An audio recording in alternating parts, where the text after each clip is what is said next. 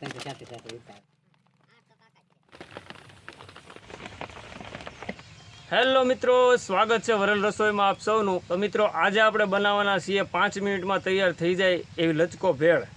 જો મિત્રો તમે ઘરે આ ભેળ બનાવશો અને ટેસ્ટ કરશો તો વારંવાર બનાવશો એ મારી ગેરંટી છે। તો મિત્રો ચેનલ ઉપર પહેલી વાર હોય તો ચેનલને સબસ્ક્રાઈબ કરો અને બાજુમાં રહેલ બેલ આઇકન પ્રેસ કરો, જેથી કરીને તમને બધા વિડીયોની નોટિફિકેશન મળતી રહે। તો ચાલો શરૂ કરીએ ભેળ બનાવવાનું।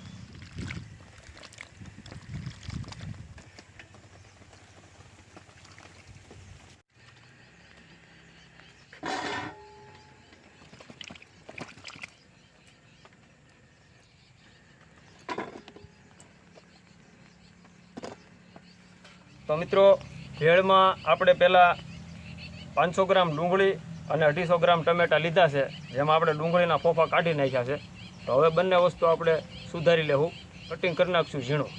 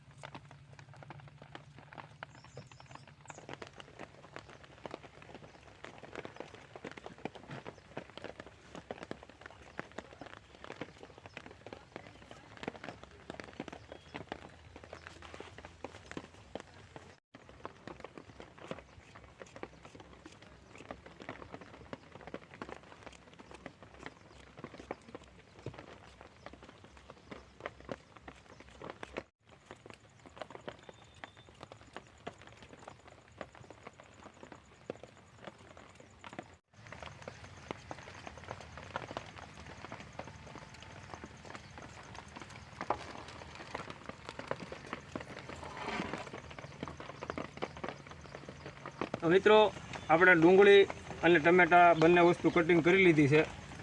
તો હવે આપણે અહીંયા ભેળ બનાવવા માટે આટલી વસ્તુ લીધી છે। જો મોળા સેવ મમરા છે, મિક્સ ચવાણું છે, મોળી સેવ છે, શક્કરપારા છે, મસાલા સિંગ છે, અને આટલા લીધા છે સમોસા, અને આ આપણે ચટણી બનાવી નાખી છે, તૈયાર ચટણી। આપણે એ ચટણી તૈયાર બનાવી છે, રજવાડી ચટણી જે ગામમાં મળે છે 5 રૂપિયાનું પેકેટ, એ બનાવી છે। તો આ બધી વસ્તુ જો તમારા ઘરે આ ભેળ બનાવી હોય તો આ બધી વસ્તુ તમને કોઈ પણ દુકાને મળી જાય છે, જે 5-5 રૂપિયાવાળા પેકેટ મળે છે, બધી વસ્તુ આપણે જ લીધેલી છે।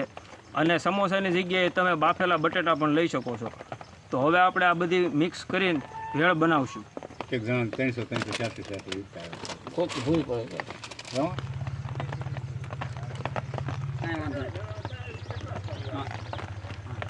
8 તો પાકા જ। તો સૌથી પહેલાં નાખશું આપણે મોળા સેવ મમરા,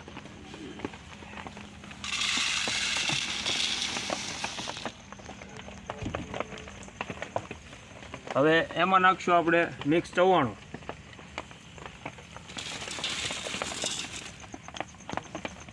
હવે આપણે એમાં સમોસા ભૂકો કરીને નાખશું, આ રીતે આમ બટકા કરી નાખશું।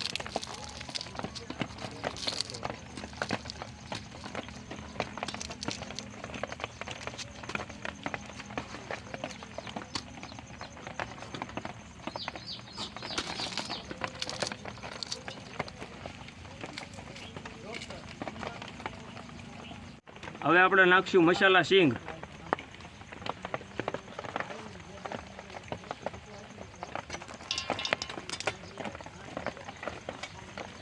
હવે નાખશું શક્કરપારા,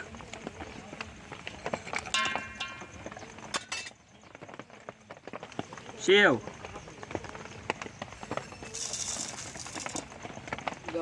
તો હવે આપણે સૂકી બધી વસ્તુ નાખી દીધી છે, એટલે હવે આપણે મિક્સ કરી લઈશું. મિક્સ કરીને પછી આપણે એમાં ડુંગળી, ટમેટા અને ચટણી ઉમેરશું.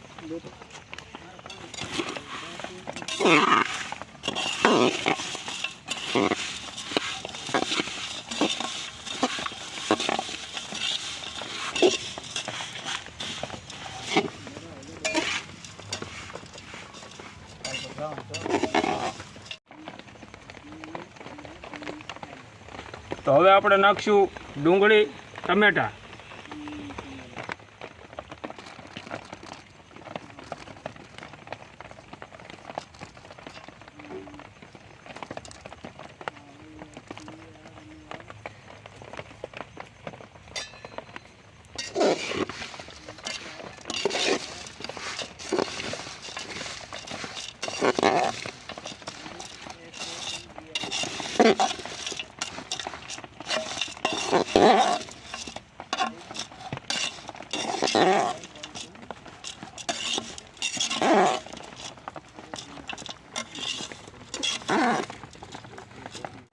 હવે આપણે નાખશું બનાવેલી ચટણી.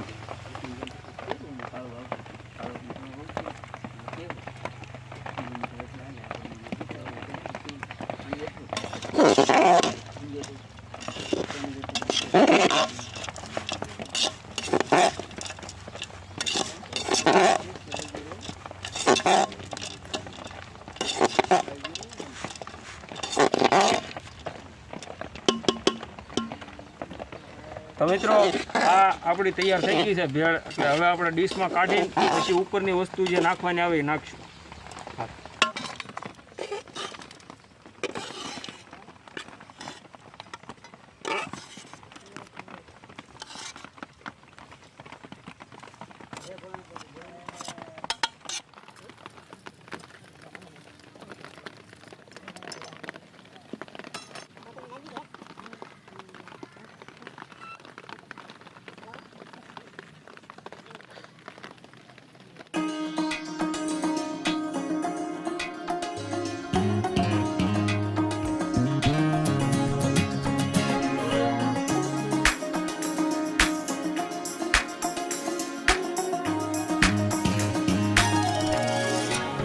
તો મિત્રો તૈયાર છે આપણી લચકા ભેળ.